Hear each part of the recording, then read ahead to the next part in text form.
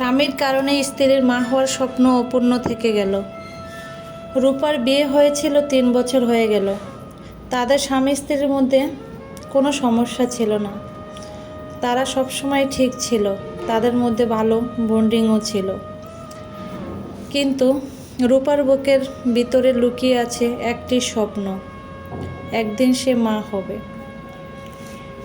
রূপা প্রায় আয়নার সামনে দাঁড়িয়ে নিজের পেটে আলতো করে হাত রাখছে আর মনে মনে ভাবছে, কবে আসবে আমার ছোট্ট সোনা। চোখে স্বপ্নের ঝিলিক। এই প্রথম রূপা তার স্বামীকে অনুরোধ করল। রূপা একদিন তার স্বামী রাশেদকে আস্তে করে বলে, শোনো, আমি ভাবছিলাম আমাদের যদি একটা সন্তান হয়, আমাদের সংসারটা পরিপূর্ণ হয়ে উঠবে। রূপার স্বামী রাশেদ দীর্ঘশ্বাস ফেলে বলে, আমার বাবা মা রাজি নয়।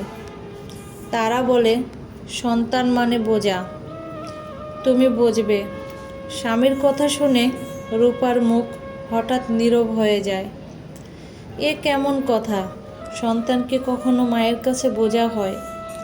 সন্তান পাওয়া তো একটা নারীর মাতৃত্বের স্বাদ, এটা কি আমার স্বামী বোঝে না?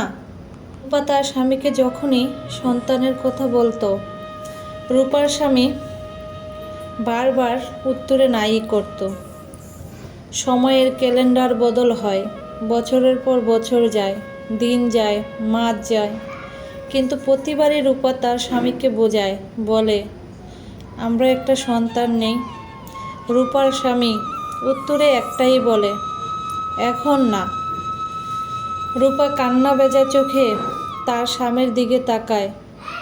রূপা তার স্বামীকে বলে, তুমি তো কখনই সন্তান চাও না, তাই না?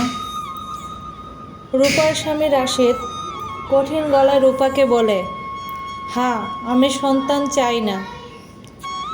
আমার পরিবারের কথাই আমার প্রথম দায়িত্ব, আমার বাবা মার কথাই আমার প্রথম দায়িত্ব। রূপার চোখ দিয়ে অশ্রু গড়িয়ে পড়ে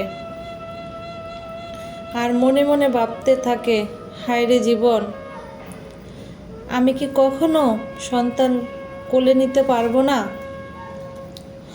রূপা একা বারান্দায় বসে আকাশের দিকে তাকিয়ে থাকে। মা হওয়ার স্বপ্ন প্রতিদিনই রূপার বুকের ভিতর ভেঙে চুরমার হতে থাকে। তার ভিতরে জমতে থাকে কষ্ট, অপূর্ণতা আর শূন্যতা। রূপা মনে মনে ভাবতে থাকে, আমার সন্তান নাকি এই সংসারের বোঝা হবে। আমার সন্তান এই সংসারের বোঝা, না সত্যি আমার স্বপ্নটাই এই সংসারের বোঝা, না আমি এই সংসারের বোঝা হয়ে গেলাম, যার কারণে আমার মাতৃত্বের স্বাদ থেকে আজ বঞ্চিত করা হচ্ছে আমাকে। দেখতে দেখতে কয়েক বছর পার হয়ে গেল। এখনও রূপার স্বামীকে বলে, চলো আমরা একটা বাচ্চা নিই, কিন্তু রূপার স্বামী সে নাই বলে, কখনো রাজি হয় না। রূপা একদিন আয়নার সামনে নিজেকে দাঁড় করায়, দেখে চোখের নিচে কালি পড়ে গেছে, মুখে বয়সের ছাপ এসে গেছে।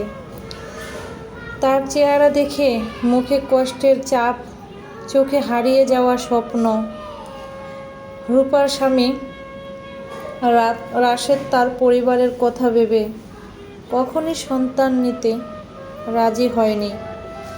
আর রূপা সেই চিরদিনের জন্য বঞ্চিত হলো মা হওয়ার অধিকার থেকে, সন্তানের ভালোবাসা থেকে, প্রতিচ্ছবি থেকে।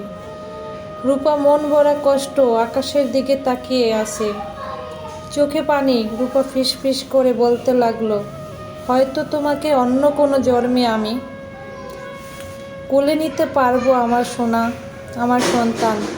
এই বলে আকাশের দিকে তাকিয়ে চোখের জল ফেলে।